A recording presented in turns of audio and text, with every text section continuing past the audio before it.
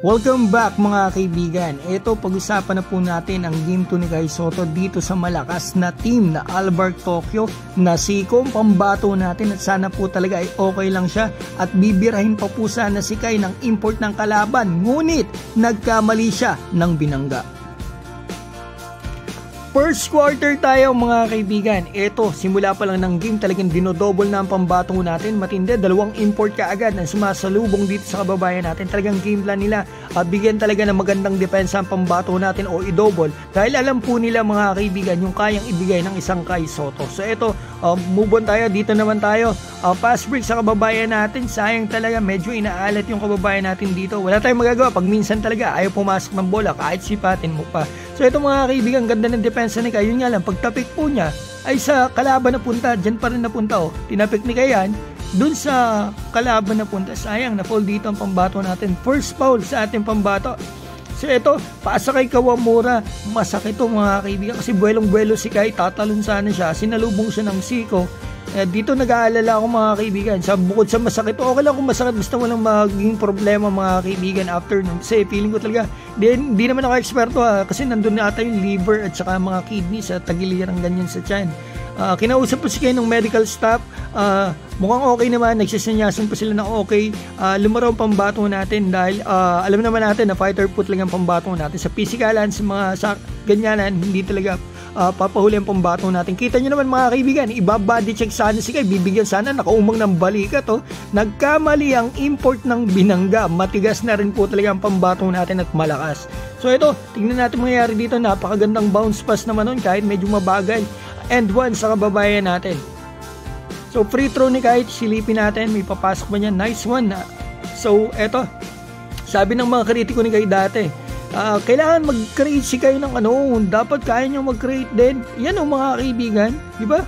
Kaya niya mag-create mga kaibigan, bigyan lang talaga siya ng play ng coach niya. Pasahan siya sa poste. Bihira naman dito sa game nito at mga nakaraan. Kita naman natin, yung coach ni Kai ay laging bigyan ng bola si Kai sa poste. Late na lagi binibigyan kung kailan patapos na ng mga low post. Kayang-kaya ni Kai kapag iisang bantay, kayang-kaya. So yan, hindi na nag-help defense yung Spaniards mga kaibigan lagi. Kapag halimbawa may umaatake, hindi ko na i-isama yung clips hindi na nag-help defense, talagang nila-lockdown nila si Kai Sotto mga kaibigan o hinahawakan na, hindi na pinapatira ng maganda. Mukhang yan talagang game plan nila kasi kita nila si Kai talaga yung pinakakumakamada at talagang bubuhat dito sa team niya. Kita naman, hindi ako nang-hype. Tignan niyo yung stat sheets ng mga games nila at stats ng pambato natin. Sa 10 games nila mga kaibigan, kitang-kita nyo, karamihan pa ay double-double. So ito, na-foul dito ang pambato natin. Tinulak niya ang pambato ng Brazil. Medyo disappointed dito ang pambato natin kasi pangatlong foul niya na yun. Ang bagal ng pasa kasi kung pinasa agad, hindi na mapapaul si Kai doon . So ito, fourth quarter, silipin natin. Napakaganda naman pasa. Dumobol kay Kai, kaya niya binigay mga kaibigan. Mautak talaga si Kai mga kaibigan. Kita nyo, dumobol sa kanya, pinasa niya agad. So ito, foul dito si Kai, hard foul sa pambato natin. Fourth foul niya ito. So braso talaga, foul talaga dito si Kai. Para sila ng agent niyan si Gudaitis. So ito, black eye Kai, power rebound sa kababayan natin.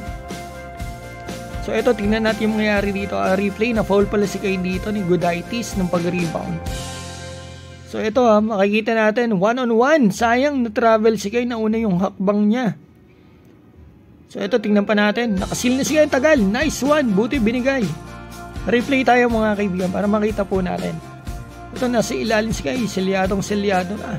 Salpak na talaga yun sa kababayan natin. Kulang yan talaga sa mga pasa at mga sa poste ayaw nila pasahan. Napakaswabe naman nun. Sayang, di pumasok, buti na follow up ni Kai. Replay, para mas magandang angulo tayo. Ito, napaka-smooth naman ang galaw ni Kai doon.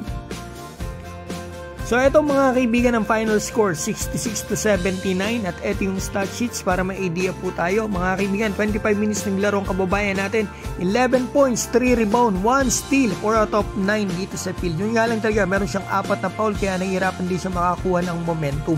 So ito mga kaibigan, punta tayo dito Stats comparison ng dalawang team sa game na ito. Makikita natin sa game mga kaibigan, masasabi ko na dehado talaga tayo. Malakas talaga na team yung nakalaban natin. Kasi ito 5 yung imports nila at better yung mga imports nila kumpara dito sa imports natin. World import ang tinutukoy ko at the same time mga kaibigan, yung mga local ng kalaban, magagaling din talaga, shooting dahil yung shooter na local nitong Yokohama B Corsair. So ito makikita naman natin sa stats, hindi masyado daig ang ating team. Pero dito talaga nagkatalo sa rebounding. Ang layo ng diferensya kaya mas marami silang shot attempts. Kahit paparas tayo ng field goal percentage, kung mas marami naman silang tira, basically talo po talaga tayo dyan. So yung rebounding talaga, yung nagpahirap dito sa atin sa game na ito. So yun mga kaibigan, masasabi ko, maaari na po kayo mag-comment dyan sa baba at sana po talaga ay pag-pray natin na maging maayos po yung tinamaan sa pambato natin sa tagiliran. Kaibigan, habang kayo nagkakomento, babatiin ko lang po yung mga nagpapabati sa akin ha.